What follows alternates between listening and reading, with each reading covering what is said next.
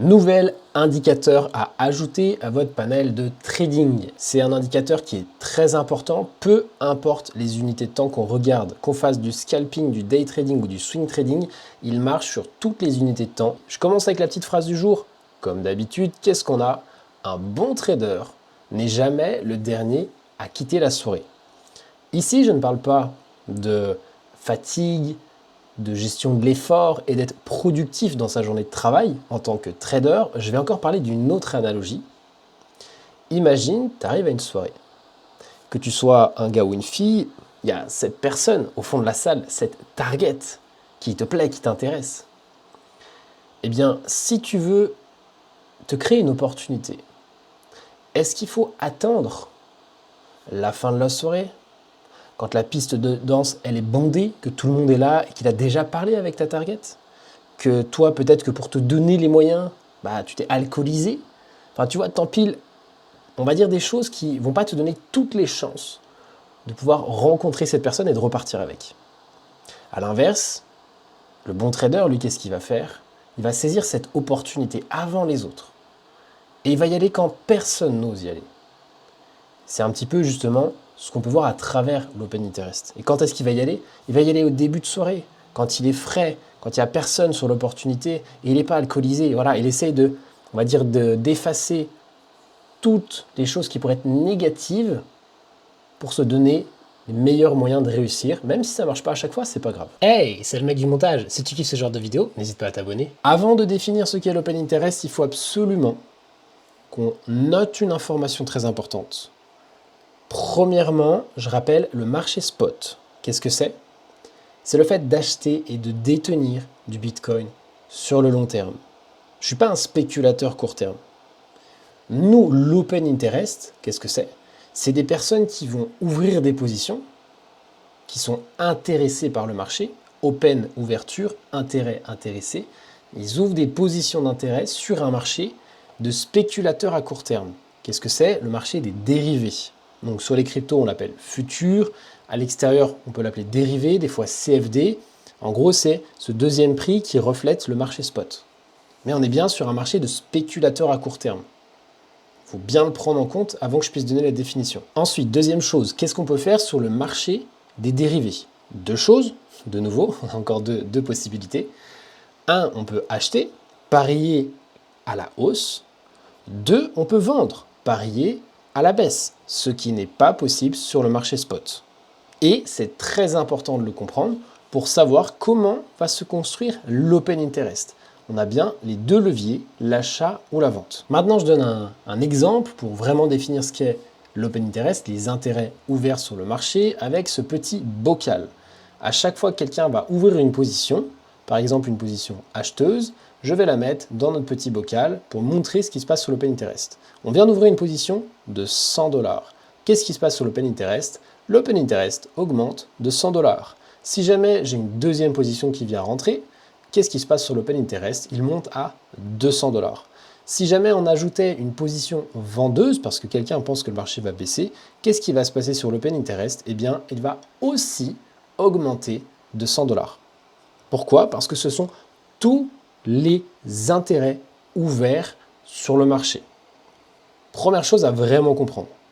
Deuxième chose à noter, si on a du coup plus de positions acheteuses que de positions vendeuses qui se sont ouvertes, qu'est-ce qui se passe?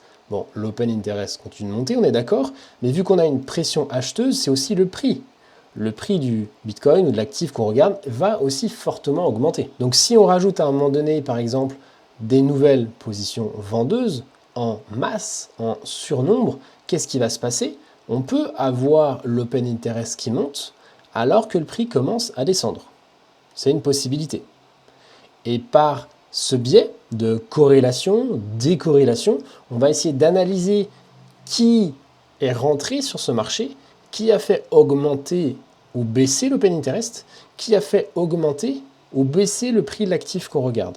Et c'est par rapport à ces informations-là qu'on va essayer de trouver des opportunités de trading. En tout cas, pour résumer, ce qu'il faut bien comprendre là sur l'Open Interest, c'est quoi? C'est plus l'Open Interest il est élevé, plus le marché est intéressé d'ouvrir des positions. Quel type de position? Des positions de spéculation court terme. Qu'on soit acheteur ou vendeur, peu importe, Quand l'open interest est très élevé, c'est qu'il y a beaucoup d'acteurs sur le marché, tout le monde est intéressé.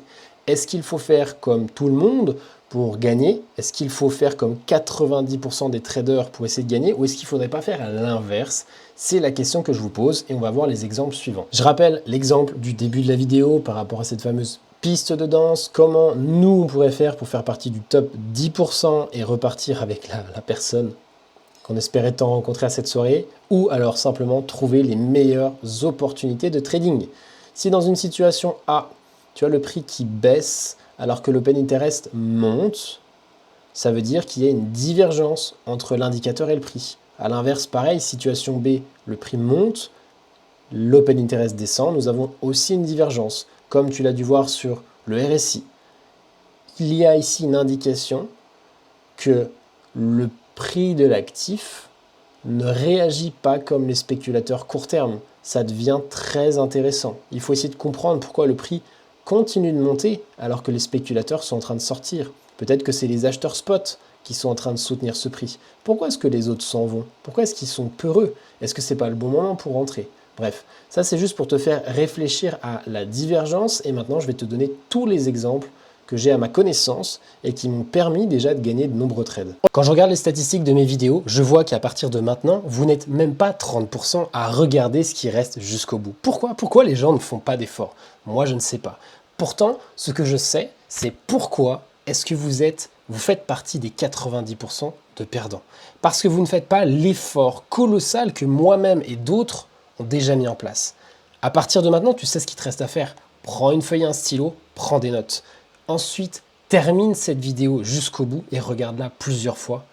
Et dernier point, il va falloir que tu bosses de ton côté sur les graphiques. Ok, à partir de maintenant, on passe sur les études de cas. On part du postulat de départ qu'on est sur une analyse en 4 heures. Oui, l'open interest marche en 1 heure, 15 minutes, en une semaine et compagnie, mais pour tous les exemples que je vais donner, on part du postulat qu'on est en 4 heures. Pourquoi? Parce qu'il faut avoir une unité de temps dans laquelle on regarde le marché. Et tu vas le voir dans les différents exemples, les différentes études de cas. Pourquoi est-ce que j'insiste maintenant tout de suite sur le 4 heures? Sur tous les graphiques qu'on va avoir sous les yeux, on va avoir ce début de correction, tac, tac, tac, ce bas de marché, impulsion, correction, impulsion, correction. Traverser la ligne noire, on va toujours avoir ça sur tous les dessins que j'ai sous les yeux. Et à partir de la ligne noire, il va se passer quelque chose de nouveau. Tous les graphiques seront différents à partir de la ligne noire. Ça, c'est le prix qui est à gauche. Et à droite, on va avoir l'open interest qui va toujours avoir le même sens que le prix, donc sur impulsion, correction, jusqu'à la ligne noire. C'est comme s'ils étaient les deux superposés, mais je les ai mis côte à côte pour qu'on voit visuellement, c'est plus facile. À partir de ce moment-là, et le futur, ce qui va apparaître à droite de la ligne, ce sera différent sur tous les graphiques. Ce que je veux que tu regardes dans un premier temps, c'est un marché qui peut être sain ou pas sain, mais sur lequel il n'y a pas d'opportunité. Parce que souvent on veut chercher des choses, mais des fois il n'y en a pas, ça ne sert à rien de les trouver, s'il n'y en a pas, il n'y en a pas. Donc, impulsion, correction, impulsion, correction. À partir de maintenant, on voit quoi? On voit une impulsion sur le marché. Le prix augmente, admettons de 5, de 10%. On regarde l'open interest de l'autre côté, impulsion, correction, impulsion, correction. On a une impulsion qui est identique quasiment à celle du prix et qui va prendre à peu près pareil, là, 5%, 10%, je ne sais plus ce que j'ai dit il y a 2 minutes. Théoriquement, on est sur quelque chose qui est vraiment similaire. Ici, nous sommes dans un marché sain. Avant l'open interest, il était sain. Et à partir de maintenant, ce qu'on veut regarder dans la dernière jambe haussière, comme l'open interest, il n'y a pas eu d'excès, il n'a pas monté doucement, eh bien on est toujours sur un open interest qui est sain. Le marché est normal, il n'y a pas d'opportunité. Je continue avec un autre graphique. Donc c'est la même chose à gauche. À partir de maintenant, ça change. Impulsion, correction, impulsion. Okay, alors qu'avant, on avait juste une impulsion. On a bien la petite correction au milieu. On regarde l'open interest sur la droite. Qu'est-ce qui s'est passé à partir du nouveau trait? Impulsion, correction, impulsion. Et on part du principe qu'ici, en termes de pourcentage, on était quasiment identique à l'autre. L'open interest, il est toujours sain. Malgré la correction au milieu, la nouvelle impulsion, tout est normal. Il n'y a pas d'opportunité sur ce type de trade. En tout cas pour nous, là qui analysons le 4 heures. Peut-être qu'il y a une opportunité pour quelqu'un qui est rentré ici sur du 15 minutes. Mais vu qu'il est rentré sur du 15 minutes, son échéance entre l'entrée et la sortie, elle se base sur du 15 minutes. Donc il n'est peut-être pas sorti tout là-haut, il est peut-être déjà sorti bien avant. Et on s'en fiche, parce que nous on veut du 4 heures. Analysons le 4 heures. Dans nos exemples, et plus tard, quand vous allez progresser, vous pourrez aller regarder toutes les unités de temps que vous voulez, et vous pourrez affiner vos entrées de temps en 4 heures en regardant le 15 minutes par exemple. Je continue avec un autre exemple. Ici, impulsion, petite correction, impulsion. À droite, on regarde l'Open Interest. Qu'est-ce qui s'est passé sur l'Open Interest? Impulsion massive, presque pas de correction, et un excès parce qu'il est allé beaucoup plus haut. Admettons que le BTC d'ici au sommet, il a pris 10%. Là, l'Open Interest, il a pris 20%. J'exagère, mais ça peut arriver. Souvent même, ça arrive sur les altcoins. Sur BTC, ça arrive aussi. Là, à partir du moment où on arrive sur un excès de marché, ce n'est toujours pas une opportunité. Parce que ça, tout le monde le voit. Tout le monde voit qu'on est en excès. Il peut y avoir beaucoup de longs, beaucoup de shorts, mais on ne sait pas pour l'instant expliquer pourquoi est-ce qu'il y aura un retournement. Et ça peut durer des jours, des semaines, malgré la correction qu'on a au milieu. Il y a plein de fois où l'Open Interest continue de monter, le prix continue de monter, il n'y a pas de retournement et il ne sert à rien d'aller contre le marché. C'est pas parce que l'Open Interest est non sain que nous avons une opportunité d'entrer sur le marché. Donc il n'y a pas d'opportunité. À l'inverse, peut-être que si nous étions rentrés sur le marché, on va dire plus tôt, dans un creux, et qu'on est toujours dans notre position, c'est peut-être un moment où il faut réfléchir à sortir de notre position pour justement prendre ses profits, voire couper la totalité de la position parce qu'on arrive dans un endroit où c'est, on va dire, débile carrément, hein, parce que quand on arrive sur des excès comme ça, c'est les moments où plus personne ne sait vraiment ce qu'il fait, on est sur la piste de danse, on est complètement bourré, et là, tu es sûr que tu vas rentrer seul chez toi. Prochain exemple, impulsion. On va regarder que l'impulsion. On voit qu'on a déjà un excès dans l'impulsion, la première. Ce qui est intéressant maintenant, c'est de regarder la correction. On corrige une fois, rebondit, corrige deux fois. Et l'Open Interest, qu'est-ce qu'il fait? Corrige une fois, rebondit, corrige deux fois. Donc ici, on avait un énorme excès sur l'Open Interest. Puis la correction est totalement saine, parce qu'elle est quasiment normale en termes de pourcentage par rapport à ce qu'on avait avant.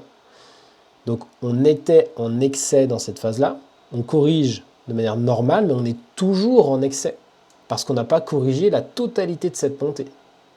Il n'y a pas d'opportunité sur ce qu'on voit sur l'écran. À partir de maintenant et pour les deux prochains exemples, je vais te présenter des opportunités d'achat lors des bas de marché ou de simples corrections.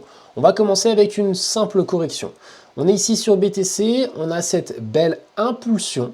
On est en train de suivre cette impulsion. Et qu'est-ce qu'on voit sur l'Open Interest? Un excès. Donc on a toujours à peu près le même schéma. Bon, à partir de l'excès, il n'y a toujours pas d'opportunité.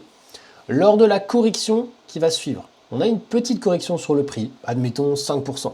Pourtant, de l'autre côté, l'Open Interest, lui, il descend brutalement d'une dizaine de pourcents. Il vient faire un nouveau creux par rapport au précédent. Donc on a un Open Interest qu'on pourrait sensiblement dire qu'il est baissier. Donc c'est pour ça que je me mets la petite ligne rouge pour matérialiser le fait qu'il a fait un creux inférieur. Pourtant, de l'autre côté, le prix a plutôt tendance à se maintenir. Il n'a toujours pas fait de nouveau creux plus bas que le précédent. La tendance est toujours haussière. Qu'est-ce qu'on peut se dire par rapport à ça? Notre coin, il est toujours haussier. Il n'a toujours pas fait de nouveau creux plus bas que le précédent. Par contre, l'Open Interest, lui, malgré l'excès précédent, il a bien corrigé. Est-ce qu'on n'aurait pas simplement corrigé l'excès? Qu'est-ce que ça pourrait vouloir dire si on corrige un excès? Premièrement, on a très fortement, très probablement sorti toutes les personnes qui étaient à l'achat. Toutes les personnes qui sont rentrées en retard sur ce mouvement en étant acheteurs et qui ont mis des stops de protection qui étaient peut-être un peu trop proches, ils se sont peut-être fait liquider pendant cette correction. Voir de l'autre côté si vraiment il y avait des ambitieux pour shorter le marché, être vendeurs depuis le sommet, ils ont peut-être eux aussi clôturé leur position en gain en ayant pris juste des petites positions gagnantes sur du 15 minutes ou je ne sais quoi. Donc, dans ce cas de figure, comme on a un excès qui est plutôt corrigé, ça nous donne une opportunité de se dire, comme on est en tendance haussière, c'est peut-être le bon moment de se placer pour surfer la suite du mouvement. On va aller montrer un exemple en 4 heures sur BTC le 5 mai 2025. Ok, on se retrouve sur BTC sur le site Coin Analyze et je vous montre du coup le niveau du 24 avril. 91 600, 700 $. Le niveau de l'Open Interest, il est ici le 24 avril à 27 milliards de dollars. Ce qu'on attend par rapport à l'exemple que j'ai dit précédemment, ce serait de voir le fait que le prix ne revienne pas sous l'Open Interest, mais par contre que l'Open Interest corrige. Donc je vais décaler légèrement dans le temps pour que vous voyez ce qui se passe. Là, on l'a déjà parce qu'on a un petit pic, il faudra aller zoomer en 1 heure, mais il y a un petit pic qui est venu, alors qu'on voit bien que le prix est beaucoup plus haut. Je continue de décaler, on va refaire une nouvelle prise de liquidité sous ce dernier creux. Et on a quoi? On a l'Open Interest ici qui continue de descendre. Donc je vais vous le zoomer un petit peu pour que vous le voyez bien. Mais on est bien revenu sous le précédent niveau. Alors, ce n'est pas parce qu'on touche que ça rebondit. Des fois, ça peut aller beaucoup plus bas, ça peut durer quelques heures comme quelques jours. Il n'y a pas de règle précise. Ce n'est pas parce qu'on fait une divergence que tout de suite le marché repart. Donc, il faut encore après aller regarder le price action, mais on en parlera en fin de vidéo.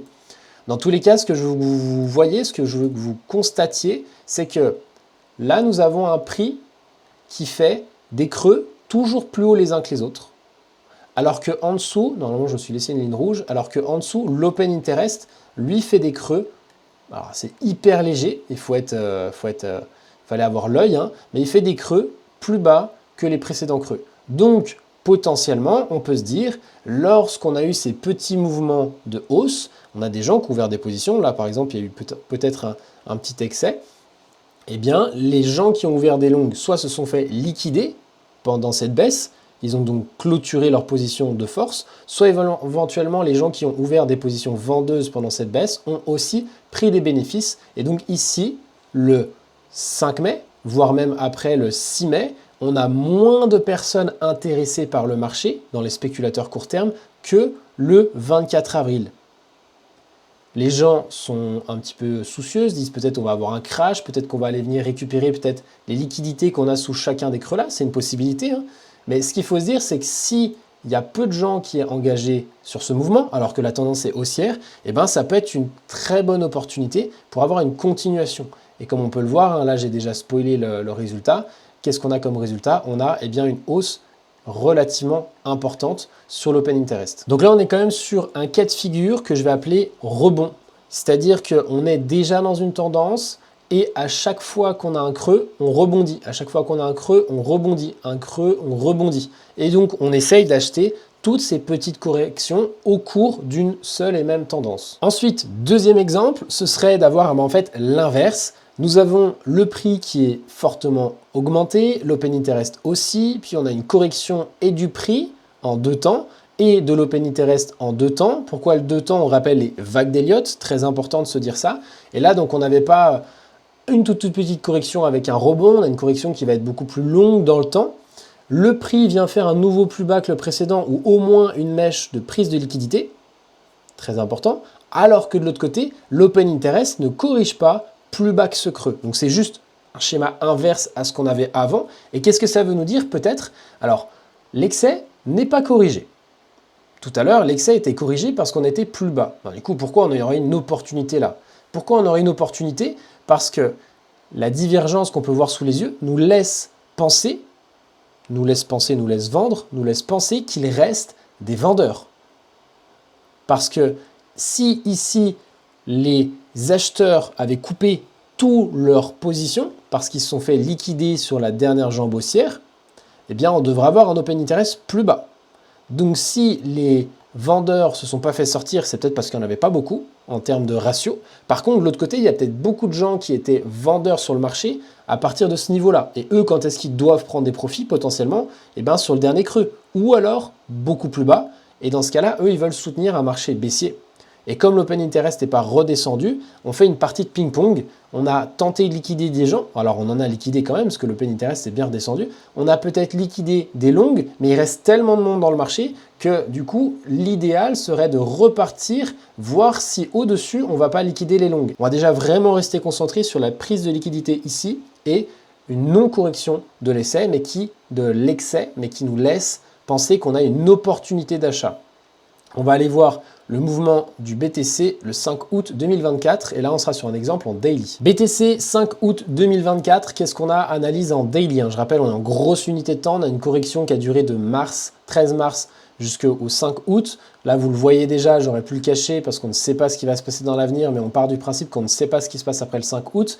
Mais qu'est-ce qu'on voit? Un niveau qu'on pouvait avoir tracé ici dans ce petit bloc de liquidité, on pourrait même tracer le bloc avec un petit rectangle ici. Et qu'est-ce qu'on voit? On voit que le prix est bienvenu dans la zone de liquidité, voire même un petit peu plus bas, prendre tout ce qu'il y avait en dessous. De l'autre côté, ce bloc de liquidité, il est sur la ligne blanche qui est en bas. Et qu'est-ce qu'on peut voir? Oui, le prix est venu le toucher, mais il n'est pas venu plus bas que le bloc de liquidité. Voire même si on prend le creux de l'open interest, l'open interest n'est jamais venu reprendre le creux précédent. Donc c'est totalement l'inverse de l'exemple précédent. On a bien le prix qui a fortement corrigé. On n'a pas réussi à corriger l'excès sur l'open interest. Donc c'est que potentiellement, toutes les positions qui ont été ouvertes récemment sont potentiellement des positions vendeuses. Et donc ça veut dire que pour le marché, faire un petit effort de le faire réaugmenter, de le faire repartir à la hausse, ne va pas être très coûteux parce qu'ici, on va potentiellement venir récupérer les stops de protection des vendeurs. Et puis, qu'est-ce qui se passe derrière? À partir du moment où on prend les stops de protection, on a le short squeeze et on a justement ce marché qui s'emballe dans cette zone. Et dans ce cas de figure, on est plutôt sur des fins de correction. Ce n'est pas un simple rebond dans une tendance haussière qu'on achète et qu'on suit les différents niveaux. C'est vraiment, voilà, on a eu une tendance qui était longue, des creux, des sommets, des creux qui étaient plus bas les uns que les autres et on cherche le bottom. On cherche à acheter le point le plus bas justement sur cette longue correction qui a duré plusieurs mois, mais qui nous laisse à penser qu'on est toujours dans une tendance haussière.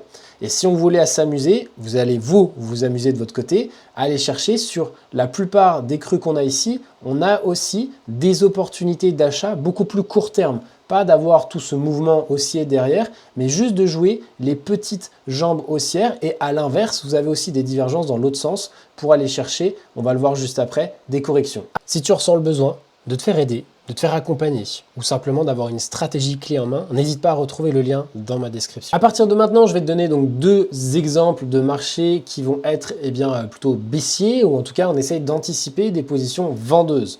Qu'est-ce qu'on a sur notre graphique? On a le prix qui augmente de manière assez forte. On a un creux et un nouveau sommet qui est plus bas que le précédent. Qu'est-ce qu'on voit sur l'open interest? Notre fameux excès comme la plupart du temps, ou pas forcément. Le creux matérialisé comme sur BTC. Et par contre, à partir de maintenant, un nouveau sommet supérieur sur l'open interest, supérieur au précédent. On voit bien quoi une divergence? On a un nouveau sommet ici, alors que pas sur BTC. Qu'est-ce qui se passe sur ce marché? On a une continuation de l'excès. On avait déjà un excès, on a un excès qui est encore plus fou alors que le sommet ne suit pas. Qu'est-ce qu'il faut penser? Le marché est complètement fou, complètement débile, complètement dangereux. Les shorters sont potentiellement entrés massivement, donc il faut faire très attention, mais à la fois ça peut être une opportunité. Ça peut être une opportunité de quoi? De vendre le marché actuel. On va aller voir un exemple avec le BTC le 29 juillet 2024. Allez, je nous ai déjà tracé le sommet ici le 14 mars sur le prix qui est à 74 000 $. On a aussi 21 milliards d'open interest sur le niveau du 14 mars. Qu'est-ce qu'on peut voir par la suite? Les sommets sont toujours plus bas les uns que les autres et pourtant on a l'open interest qui va rechercher à plusieurs reprises le niveau justement des 21 milliards comme ce dont je parlais le 29 juillet. Et qu'est-ce qu'on voit derrière? On voit ce fameux gigantesque crash jusqu'au 5 août et ça réfère un petit peu à l'exemple que j'avais avant. J'ai dit il y a des exemples contraires dans tous les sens. Donc il y a des opportunités en fait, pas tous les jours en daily bien évidemment, mais tous les jours en 15 minutes il y a des opportunités. Du coup en daily il y a des opportunités plusieurs fois dans le mois. Quand on reste sur des positions swing, c'est très intéressant. Ce qu'il faut noter sur ce cas de figure, et comme je l'ai dit précédemment dans la partie haussière, c'est qu'on peut avoir plusieurs rejets. On voit ici, sur ce niveau-là du 27 mars, on voit qu'on avait déjà pris le niveau des 21 milliards sur l'open interest, mais pas sur le prix. Donc, il y avait déjà une petite opportunité d'aller shorter cette baisse ou d'aller beaucoup plus bas. Tout dépend où est-ce qu'on mettait son stop de protection, comment est-ce qu'on rentrait. On a une deuxième opportunité, on est revenu le chercher le 6 juin, alors que ici on était beaucoup plus bas. Et troisième opportunité. Il y a eu 3 opportunités de vendre ce marché grâce à l'opportunité, grâce à l'open interest. Donc après, il faut aller voir dans le graphique le price action, comment est-ce qu'on fait pour rentrer, sortir, mettre son stop de protection, mais ce n'est pas l'objet de cette vidéo. Et même si on ne parle pas de stop de protection ou d'objectif de prix sur ces exemples-là, je veux quand même donner une indication. Là, on est typiquement sur le cas d'une correction qui peut être courte ou moyenne sur un marché haussier. On n'est surtout pas, enfin pour moi, il n'y a pas de marché, de fin de marché haussier avec ce type de figure. On est sur ce qu'on appelle des rejets. On a une petite correction, on revient, on se fait rejeter. On revient, on se fait rejeter. On revient, on se fait rejeter. Ce n'est pas une fin de marché comme on va aller le voir potentiellement après sur un autre cas de figure. Dernier exemple qui peut nous faire potentiellement penser à des sommets de marché, ce serait d'avoir donc une fameuse impulsion, une correction, un nouveau sommet plus haut que le précédent, avec donc cette fameuse tendance haussière qui est respectée, alors que de l'autre côté, après un excès sur un sommet, une correction, un nouveau sommet sur l'open interest plus bas que le précédent. On a bien donc une divergence là visuelle sur les 2 exemples que je montre. Qu'est-ce que ça veut dire? Le marché n'est pas ou n'est plus intéressé de rentrer en position. Après les excès qu'on a eus, il y a des gens qui commencent à se retirer de justement la période dans laquelle on est. D'un côté, on se dit les acheteurs ne soutiennent pas le prix parce que lorsque l'on a potentiellement eu cette dernière tendance haussière, les acheteurs, les spéculateurs court terme ne se sont pas engagés, ils ne croient pas que le marché va, même s'il a fait un nouveau plus haut, ne croient pas que le marché va monter beaucoup plus haut, beaucoup plus longtemps. De l'autre côté, les vendeurs ne sont pas encore entrés en position. Les vendeurs, s'ils entrent en position, comme sur le schéma d'avant, le schéma juste en dessous, ils sont censés nous créer justement un deuxième sommet plus haut que le précédent et là, il y a un excès complètement débile. On ne sait pas qui est dedans, qui est dehors. Donc là, l'idée, c'est de se dire qu'il n'y a personne. Et si on a une prise de liquidité sur un dernier sommet, comme ça s'est passé là, alors qu'on n'a pas d'excès sur notre open interest, c'est que potentiellement, c'est un marché où, comme les spéculateurs court terme s'en vont, on va avoir une belle grosse correction, peut-être même une fin de tendance haussière. Je vais aller montrer l'exemple du 11 janvier 2024, on a eu une belle correction. En fait, j'ai décidé de prendre l'exemple, un autre exemple du 10 novembre 2021 pour être vraiment sur un sommet de marché et on ira quand même voir juste après le 11 janvier 2024. J'ai matérialisé ici le précédent sommet de marché du 15 avril 2021. On a une master correction derrière. Donc là, c'est carrément une tendance qu'on pourrait analyser en weekly pour vraiment voir la fin d'un sommet de marché, d'un cycle haussier complet des crypto-monnaies. On a quoi? On a bien un nouveau sommet plus haut que le précédent. Alors, on avait déjà un premier pic, on en a un deuxième. C'est aussi pour ça que je dis prudence. C'est pas parce qu'on a tout de suite une divergence qu'il faut tout de suite rentrer sur le marché tant qu'on n'a pas de confirmation. Et de l'autre côté, on avait quoi? On avait le 22 octobre, on avait bien cette divergence, mais la divergence, elle continue jusqu'au 11 novembre 2021. Et c'est à partir du 11 novembre qu'on a bien le marché qui décroche. Donc, allons regarder après en zoomant dans la structure, en daily, en 4 heures, d'avoir bien ces fameux retournements de tendance pour trouver la meilleure entrée. Là, on était vraiment sur la fin du marché haussier avant d'avoir notre fameux bear market. On avait vraiment notre fameux double top, la belle divergence sur l'open interest. Il y avait des divergences partout sur le RSI, sur plein de choses. Là, si vous ne voyez pas ce qu'il y a avant, il y a plusieurs possibilités. Soit on est dans une trop petite unité de temps et du coup, Coin Analyze en version gratuite ne veut pas upload plus de données. Soit ça peut arriver aussi qu'on est sur des coins et je crois sur BTC qu'en fait il n'y ait juste pas de data avant. Alors là non, si lui il a commencé les data le 5 avril. Mais là je pense qu'il y a un bug parce que passer de 2 milliards à je sais pas combien en à peine quelques jours, il doit y avoir vraiment un bug. Mais si parfois vous n'avez pas les data en 2018, 2020, c'est normal parce que tous les coins n'existait pas déjà, ou l'open interest tout simplement n'existait pas. Ce genre de site et ce genre d'agrégat de données n'existait pas il y a 4, 5, 6 ans. Je montre l'exemple que je vous ai donné il y a quelques minutes. 5 décembre, BTC 44 500 $ environ. On a en bas sur l'open interest 5 décembre à 12 milliards 700 millions d'open interest.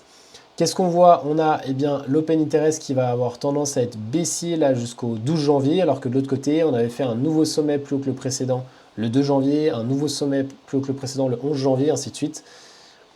On a bien eu notre fameuse correction qui a été violente, brutale. On a récupéré les liquidités en dessous. Et pourquoi est-ce que je disais que ce n'est pas forcément dans 100% des cas un sommet de marché? Eh bien parce que là, par exemple, ce cas de figure-là était au milieu en fait d'une reprise. Simplement, on commençait à refaire un petit peu la tendance haussière, des nouveaux sommets, des nouveaux creux toujours plus hauts que les uns que les autres. Est-ce que vraiment le sommet de marché allait être ici? Bon, c'était une possibilité, mais en vérité, on est sur l'actif, on est sur Bitcoin, on était simplement au début d'une tendance, on n'était pas à la fin, après des excès de je ne sais pas combien de milliers de pourcents. Donc on n'est pas du tout dans le même cas de figure. Donc attention, c'est pas parce que j'ai dit que ça peut être un bottom, un rejet, une correction, tous les éléments que j'ai dit avant, prenez aussi en compte le fait de savoir où est-ce que vous vous situez dans votre chart et dans votre cycle macro, dans votre grand cycle. Et reprenez donc les vagues d'Elliott pour essayer de revoir ça. Bon, c'est bien beau d'avoir dit tout ça. Maintenant, ce qu'il faut faire attention, de manière vraiment hyper importante. Là, j'ai montré que des schémas. J'ai montré que des schémas qui parlaient de l'open interest. T'as pas encore de confirmation. C'est pas parce qu'aujourd'hui on voit avec du recul que ça a marché qu'on aurait été capable de prendre une position et d'être gagnant. Tout ce que j'ai montré, je ne les ai pas forcément toutes prises, qu'on soit bien d'accord. Il faut aller chercher dans le graphique une confirmation du prix. L'action du prix, qu'est-ce qu'il nous dit? Est-ce qu'il monte? Est-ce qu'il baisse? Est-ce qu'il se retourne à la hausse? Est-ce qu'il se retourne à la baisse? Et à côté de l'action du prix, d'avoir la divergence sur un indicateur ou plusieurs. On peut avoir plusieurs indicateurs qui nous montrent la même chose, ou des indicateurs qui nous montrent des sens contraires. C'est là que ça devient plus dur de prendre des décisions. C'est beaucoup plus simple aujourd'hui de regarder ce qui s'est passé avant dans le marché qu'à partir de maintenant d'anticiper ce qui va se passer potentiellement dans le futur. Et donc, ne pas sous-estimer le fait que l'action du prix, savoir où est-ce qu'on en est qu'on est au début, est-ce qu'on est sur une fin de marché, est-ce qu'on est sur un rebond, est-ce qu'on est sur un rejet, de vraiment prendre tout ça en compte. Et donc, pour ce faire, il faut analyser dans la bonne unité de temps. Si j'analyse le prix en 4 heures, je cherche sur mes indicateurs des divergences en 4 heures et pas l'inverse. Si je cherche une analyse en 4 heures et que je trouve l'action du prix en 4 heures, que je ne trouve pas de divergence en 4 heures, bah, c'est déjà pas terrible. Éventuellement, en allant sur des plus petites unités de temps, je peux retrouver un retournement en 1 heure, en 15 minutes et une divergence sur du 1 heure et du 15 minutes. Mais d'abord partir de la grosse unité de temps qu'on regarde pour petit à petit ensuite aller zoomer dans le graphique et trouver des indications un petit peu plus précises pour m'aider à rentrer. Deuxième point, rappelle-toi bien d'une chose, le marché se souvient. Si toi, tu as la mémoire courte, le marché se souviendra toujours de ce qui s'est passé précédemment parce qu'on a des personnes qui sont là avec une concentration forte, ils sont là en début de soirée, ils sont là toujours à fouiner les meilleures opportunités et donc ils recherchent les niveaux clés sur lesquels ils souhaitent se positionner avant tout le monde. Donc si toi tu n'anticipes pas ces mouvements, c'est-à-dire si demain tu te connectes sur ton ordi, ah j'ai l'impression que je vois une opportunité, je rentre, non. On prend du recul, on trace des niveaux clés et on espère que plus tard, on revienne dessus pour trouver une opportunité. On n'est pas sur quelque chose où j'ai trouvé quelque chose, je peux rentrer en position tout de suite. Non, c'est j'anticipe, je mets des niveaux clés pour plus tard, en semaine, en journalier, en 4 heures, et je descends dans les unités de temps pour plus tard trouver des opportunités parce que le marché se souvient toujours et le marché revient toujours dans des zones de niveau très importantes. Je vais vous donner quelques grandes indications pour ne pas vous retrouver perdu et savoir qu'est-ce que vous avez à faire. Donc forcément, vous avez vu ce que j'ai montré tout à l'heure, vous allez, j'en suis persuadé, nous tracer des petits niveaux avec des creux qui sont par exemple en 4 heures, là je suis en analyse 4 heures. Et vous allez me faire ça, et en soi ça va être juste, ça va pas être faux et compagnie.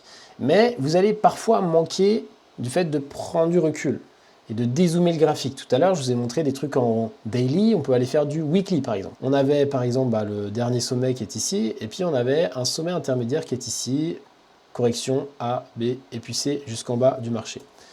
Donc je veux qu'on s'attarde sur justement le sommet intermédiaire à 48 300 environ dollars, et du coup sur le l'open interest à 13 milliards. Si jamais je zoome pour être sûr que je suis bien sur le niveau, là on est bien dessus, là on est bien dessus. Qu'est-ce qu'on a eu le 8 janvier? 8 janvier, petite mèche, prise de liquidité par-dessus le niveau qui est ici. On voit bien qu'on l'a dépassé. Donc potentiellement, on a fait, ça reste une mèche, mais on a fait un petit coup de plus haut que le précédent. Ce qui est marrant, c'est que de l'autre côté, sur l'open interest, on n'a pas pris la même ascendance, on a fait une divergence. Donc ce que j'ai montré, celui-là je l'ai montré tout à l'heure en daily, je l'ai montré tout à l'heure la correction qu'on avait ici, parce qu'on avait ici une petite divergence, elle était juste, et elle est d'autant plus juste que quand je prends du recul en weekly, on a un niveau tout cas, le marché se rappelle qu'ici, il s'est passé quelque chose. Et donc, ça fait une forme de double validation. C'est pas la confirmation du price action, mais c'est une double validation, comme quoi, ouais, divergence en énorme unité de temps, aussi en 4 heures, en daily, pardon, et on devrait peut-être pouvoir zoomer encore en 4 heures à l'intérieur. Donc ne regardez pas que du 4 heures zoomé. Et voir, je voulais aller zoomer en 4 heures, mais on n'a pas assez de data, on s'arrête au 12 juin 2024. Bref. Je donne un autre exemple avec le dernier sommet qu'on a eu autour du 15 décembre. Alors le vrai sommet, il est ici, hein, le 21 janvier, mais sur l'Open Interest, il est là. Donc je garde en mémoire celui de l'Open Interest.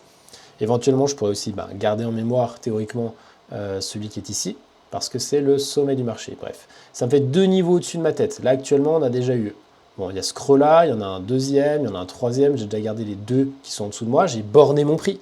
Je sais qu'au-dessus et en dessous de mon prix, j'ai des niveaux clés qui m'intéressent sur le prix, sur l'Open Interest. Et je vois à chaque fois qu'on arrive dans ces zones, qu'est-ce qui se passe, comment est-ce que le prix réagit. Et là, je suis en unité de temps daily, même si je regarde 17 décembre, alors que là, on est déjà mi-mai, ça fait déjà 5 mois. Voilà, j'ai de l'ancienneté jusqu'à 5 mois, voire beaucoup plus, pour garder en mémoire, garder en esprit justement, avoir un peu de clairvoyance sur ce qui s'est passé précédemment, parce que ça va forcément induire les comportements futurs. Qu'est-ce qui se passe quand on arrive sur le nouveau niveau de prix? Est-ce que en arrivant à ce sommet-là, en le franchissant, on n'a toujours pas monté l'Open Interest? Il n'y a plus personne qui est intéressé par la continuation haussière de ce marché. Est-ce qu'il ne faudrait pas donc sortir? Est-ce qu'à l'inverse, bon bah là on a une petite correction actuelle. Pendant la correction, par exemple, l'Open Interest ne descend pas. Bon, ça veut dire qu'on va peut-être continuer de monter. Dans ce cas-là, on repart à la hausse. On n'a toujours pas franchi le sommet, mais là par contre, l'Open Interest il s'est emballé. Ah bah du coup là c'est bon, en fait ça peut être très positif et j'ai envie de rentrer ou quoi. Enfin rentrer, on rentre pas sur un haut de range, hein, mais garder une ouverture d'esprit sur le fait que tout est possible. C'est pas parce qu'on anticipe quelque chose maintenant que dans une semaine ou deux ça va être exactement ce qui va se passer. Si on serait beaucoup trop simple, on serait tous millionnaires. Mais du coup de se faire des scénarios et de se faire justement suivant les niveaux qu'on a sous les yeux, qu'est-ce qui pourrait se passer? Parce que là, les niveaux, ils sont quand même faciles, ils sont clairs à lire, on est sur du daily. Et après, une fois qu'on a les gros niveaux, on peut commencer à aller s'amuser, à zoomer dedans, peut-être en 4 heures. Mais c'est que après. C'est que après, parce que le 4 heures, c'est des trop petites unités de temps. Et là, on en oublie. Si on regardait que le 4 heures, on ne sait pas qu'au-dessus, il y a quelque chose et qu'en dessous, il y a quelque chose. Et du coup, on ne comprend pas pourquoi est-ce que, tiens, le prix il est monté un petit peu et que l'Open Interest aussi, je ne comprends pas, ça a corrigé. En fait, il y avait quelque chose sous nos yeux. Enfin, sous nos yeux, il n'y est pas, mais il y avait quelque chose pas très loin qui devrait être dans notre disque dur. Et notre disque dur, en fait, il suffit juste de l'activer pour pouvoir s'en rappeler. Si je continue dans mon exemple, en zoomant dans du 4 heures, qu'est-ce qu'on peut voir? Voilà, très intéressant. J'ai de la chance quand je fais la vidéo, sinon j'aurais dû le chercher ailleurs. On a bien ici un sommet qui est un petit peu plus bas que le précédent, alors que l'Open Interest nous a fait un nouveau plus haut que le précédent. C'est très marrant, on vient de le voir dans les exemples. Qu'est-ce qu'on a? Peut-être une espèce de double top, donc temporaire. Donc peut-être que là, on va avoir BTC qui va aller s'appuyer un petit peu plus bas.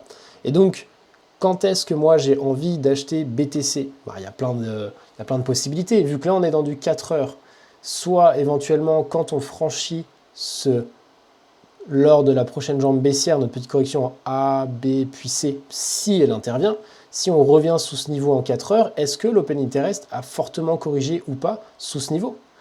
Peut-être que c'est l'Open Interest qui va corriger sous ce niveau, assainir le marché, alors que là, on va rebondir beaucoup plus tôt. Les 2 cas de figure sont possibles, tous les cas de figure sont possibles. Donc restons ouverts, restons alertes, et si la correction décidait de se poursuivre parce qu'on n'a pas vu d'opportunité, on n'a pas vu de divergence sur le niveau des 4 heures, ça se trouve que le prix va continuer de baisser un petit peu plus fort et l'Open Interest, lui, par contre, va baisser encore beaucoup plus fort, par exemple jusqu'à sous le niveau qu'on avait avant observé en daily ou peut-être sous le niveau qu'on avait observé en weekly. Tout est possible et alors là, vous allez devoir faire les exercices que je vais présenter après, mais d'aller bouffer du graphique, d'aller bouffer des marchés haussiers, bouffer des marchés baissiers et j'ai envie de dire tous les jours, je ne sais pas si vous allez le faire, mais l'idée ce serait d'aller tous les jours vérifier des choses. Une fois par semaine, vous faire votre grand bilan de la semaine et voir les niveaux que vous avez envie de retenir sur le marché. Tous les jours, d'essayer d'aller regarder justement sur quel niveau vous aimeriez que le prix réagisse. Une fois que vous avez tracé vos niveaux, vous n'avez plus qu'à attendre que le prix réagisse. Donc vous savez déjà ce que vous voulez. Le fait d'anticiper vous permet de savoir, d'avoir une vision claire de ce que vous voulez voir sur le marché et de ne pas être surpris quand est-ce que ça arrive. Comme notre personne par exemple qui était à table avec ses amis, qui est sur sa soirée, son mariage, peu importe la soirée dans laquelle il est. Il a levé la tête, il a regardé autour de lui, il se dit quel est mon objectif, quelle est ma target, le partenaire potentiel que j'ai envie d'aller voir. Il ne va pas rester assis là et de se dire bon vas-y je vais boire encore 2-3 canons, je vais me chauffer un petit peu et puis on verra bien après si jamais il y a une opportunité qui se présente. Ce sera déjà trop tard, ce ne sera pas le bon moment et il va y aller avec la mauvaise énergie, il va y aller avec un petit peu de FOMO parce qu'il va se dire ah c'est maintenant qu'il faut que je passe à l'action. Sauf qu'entre guillemets, les meilleurs se sont déjà bien mieux préparés, sont déjà en action, sont déjà passés en action et souvent, quand on passe en action beaucoup plus tôt que le reste de la foule, de la masse, eh bien c'est là qu'on a les meilleurs résultats. Tu es arrivé à la fin de cette vidéo, tu fais partie des meilleures personnes sur cette planète, en tout cas à mes yeux, parce que tu me fais plaisir d'avoir pris le temps de m'écouter, d'écouter tous ces propos.